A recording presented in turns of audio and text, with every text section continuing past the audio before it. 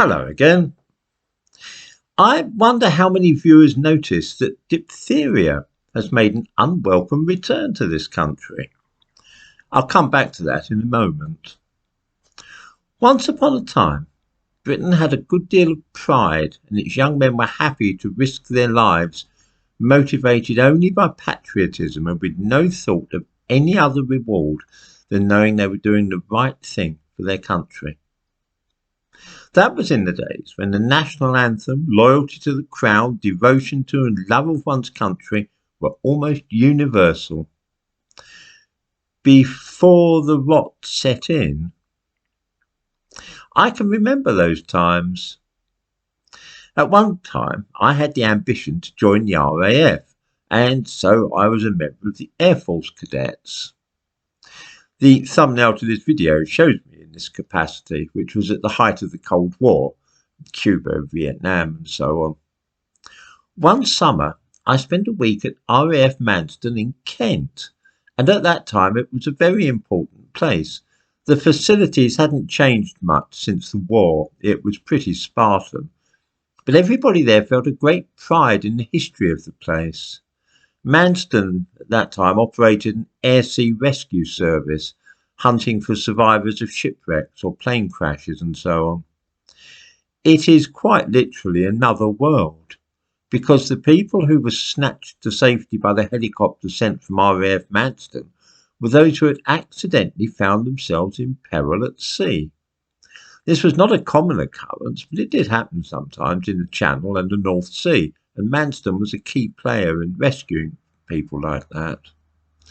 In those days, the 1960s, the idea that tens of thousands of people each year would deliberately shipwreck themselves by putting themselves in hazard and waiting to be rescued in the English Channel would have been regarded as the maddest of fantasies. While I was staying at RAF Manston, there was just one rescue, which involved a fishing boat. The crew were English, and they were hugely grateful to the air-sea rescue team. That world is so different from today that it hardly seems real. Imagine weeks would go by without the British having to rescue anybody from the Channel, and when they did, it was only a couple of people who had fallen into danger through no fault of their own. Unbelievable.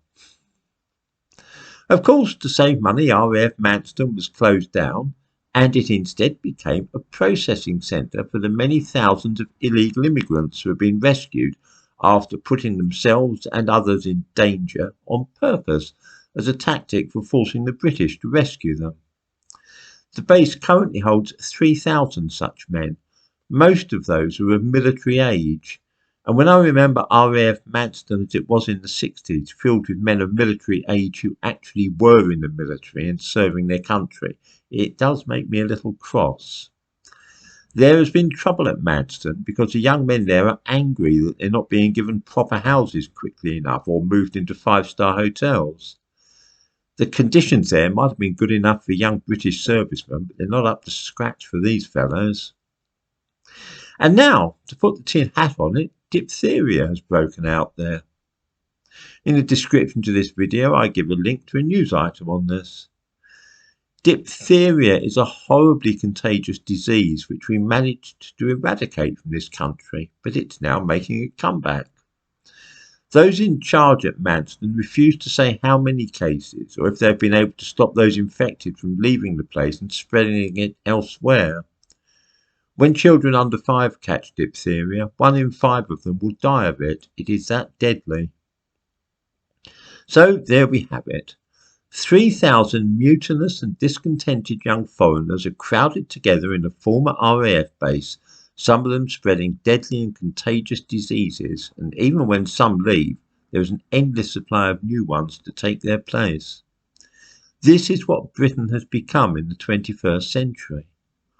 What would those young pilots who gave their lives in the Battle of Britain have thought of it all, I wonder?